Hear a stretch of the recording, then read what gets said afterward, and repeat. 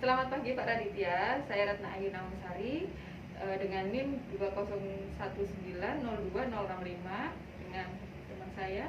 Saya Burlini Artika dengan NIM 2019-02064. Kami mahasiswa sipil alih jenjang. Di sini kami akan memperagakan untuk penyuluhan individu tentang penyakit jantung koroner sebagai salah satu penyebab kematian. Terima kasih. Terima kasih Pak Radit. Selamat pagi Bu Tika, saya Ratna Ayu Namasari. Di sini saya akan memberikan penyuluhan kepada Ibu mengenai apa itu penyakit jantung koroner, yang mana penyakit jantung koroner ini menjadi salah satu penyebab dari kematian. Ya, Untuk yang sama, saya jelaskan mengenai penjelasan atau pengertian dari jantung koroner itu sendiri. Untuk jantung koroner yaitu kondisi ketika pembuluh darah jantung kita atau arteri koroner tersumbat oleh timbunan lemak. Bila lemak makin menumpuk, maka arteri akan makin menyempit dan membuat aliran darah ke jantung itu berkurang. Selanjutnya, apakah faktor yang menjadi penyebab jantung koroner itu sendiri? Pertama itu rokok, karena rokok adalah faktor risiko utama penyakit jantung koroner, dan kandungan nikotin dan karbon dioksida dalam asam rokok dapat membebani kerja jantung itu dengan memacu jantung bekerja lebih cepat. Yang kedua, diabetes. Kenapa diabetes? Karena diabetes menyebabkan dinding pembuluh darah menebal dan menghambat aliran darah. Setelah itu, yang ketiga ada trombosis ibu. Trombosis itu adalah bekuan darah yang dapat terbentuk di pembuluh darah vena atau arteri kita. Yang keempat ada tekanan darah tinggi. Jadi tekanan darah tinggi atau hipertensi itu juga dapat membuat jantung harus bekerja lebih keras. Yang menjadi salah satu faktor pemicu hipertensi adalah konsumsi makanan dengan kadar garam yang tinggi itu ya. Setelah itu ada kadar kolesterol tinggi, itu juga menjadi salah satu penyebab penyakit jantung koroner, karena kadar kolesterol tinggi dapat meningkatkan resiko penyakit jantung koroner. Terus berat badan berlebih. Jadi jika seseorang dengan berat badan yang berlebih atau obesitas berisiko terserang penyakit jantung koroner juga.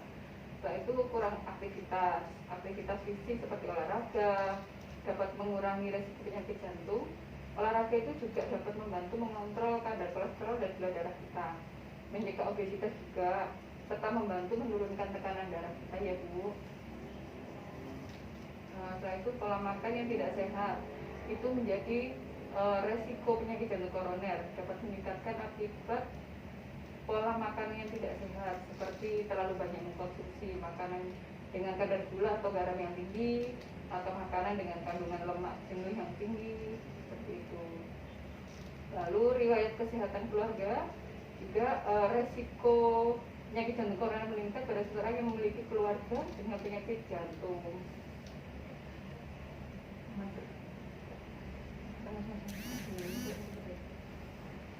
Setelah itu untuk jenis kelamin, ini umumnya penyakit jantung koroner lebih banyak menyerang pada pria dibanding wanita. Namun demikian, untuk resiko terkena penyakit yang sama akan meningkat pada wanita pasca menopause. Jadi di atas 55 tahun itu lebih resiko daripada yang belum menopause. Untuk usia, makin tua usia seseorang, makin tinggi resikonya terserang penyakit jantung koroner ya Bu. Karena penyakit ini lebih sering menimpa pria usia lebih dari 45 tahun dan wanita lebih dari 55 tahun. Lalu untuk sindrom metabolik. Sindrom metabolik itu sekelompok penyakit yang meningkatkan risiko penyakit jantung koroner. Contohnya hipertensi, kolesterol yang tinggi seperti yang saya jelaskan tadi, dan obesitas gitu ya. Setelah itu sleep apnea. Sleep apnea itu yang tidak tertangani dapat meningkatkan resiko penyakit jantung koroner, hipertensi, diabetes, dan stroke. Setelah itu stres ya Bu ya. Maksudnya stres. Kalau stres menurut penelitian menunjukkan stres dalam berbagai lingkup kehidupan dapat mengakibatkan penyakit jantung koroner. Lalu alkohol, karena mengkonsumsi minuman beralkohol secara berlebihan dapat merusak otot jantung kita ya Bu. Nah, selanjutnya apa saja gejala dari jantung koroner itu sendiri? Yang pertama gejalanya itu nyeri dada sebelah kiri ya Bu, ya menjalar ke lengan kiri, ke leher dan dagu kiri, atau dada seperti tertindih berat-berat ya Bu ya. Kalau orang dia bilang kayak ampek kayak gitu. Untuk lokasi nyeri tidak dapat ditunjuk dan kualitas nyeri tidak terpengaruh oleh aktivitas, karena untuk penyumbatannya itu tetap pada pembuluh darah. Setelah itu sesak nafas, ada yang mengeluh sesak nafas juga. Setelah itu rasa mudah lelah, keringat dingin, mual dan muntah ya Bu. Nah, untuk kendalikan penyakit jantung koroner dengan patuh, ada beberapa ini patuh. Yang pertama, untuk pencegahannya periksa kesehatan secara rutin dan ikuti anjuran dokter. Yang A-nya ini atasi penyakit dengan pengobatan yang tepat dan teratur. Pencegahan yang selanjutnya, tetap diet dengan gizi yang seimbang. Untuk pencegahan yang keempat, upayakan aktivitas fisik dengan aman, lalu hindari asap rokok, alkohol, dan zat karsinogenik lainnya ya Bu. Itu semua dapat mencegah terjadinya penyakit jantung koroner ya Bu. Oke. Kemudian Bu, ini berikut untuk penyuluhan kita tentang penyakit jantung koroner hari ini. Ada yang ditanyakan Bu Tika? Berarti ini nggak boleh makan gorengan ya sis ya? Iya, termasuk gorengan itu karena ada kolesterolnya yang tinggi ya Ibu. Jadi dapat menyebabkan atau memicu menjadi faktor resiko penyakit jantung koroner itu sendiri. Sama rajin olahraga berarti ya sis? Iya, olahraga itu ya dapat menstabilkan hipertensi, dapat menstabilkan tekanan darah kita, dan juga dapat membakar lemak apabila kolesterol kita tinggi. Ya sus. Ya. Ada yang tanyakan lagi Bu? Sudah paham. Oh iya. Kalau gitu, kalau bisa saya ulangi ya Bu ya.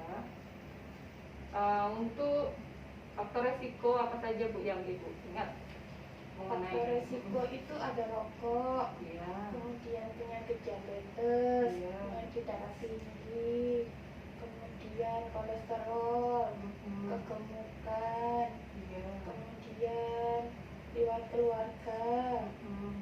terus jenis kelamin sama usia sus. Oh iya, benar sekali Bu. Kalau untuk gejalanya, Gejalanya itu nyeri dada sus sebelah kiri, menjalar ke lengan kiri, menjalar ke leher sebelah kiri, terus nyerinya itu nggak bisa ditunjuk. Karena tentunya kan di pembuluh darah jadi menyebar, Ya, dan bisa ya. ditunjuk dengan jari. Ya, Setelah itu ada lagi Bu. terus sesak nafas, Salah satunya. terus mudah lelah, ngos-ngosan itu sus, Iya. terus keringat dingin. Iya, betul Ibu.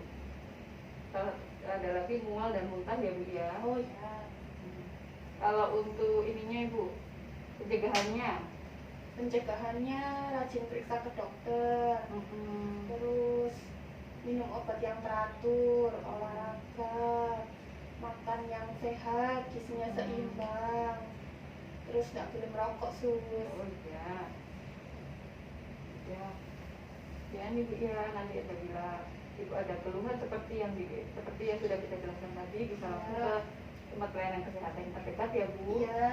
Terima kasih Bu Tika, Terima selamat kasih, siang. selamat siang.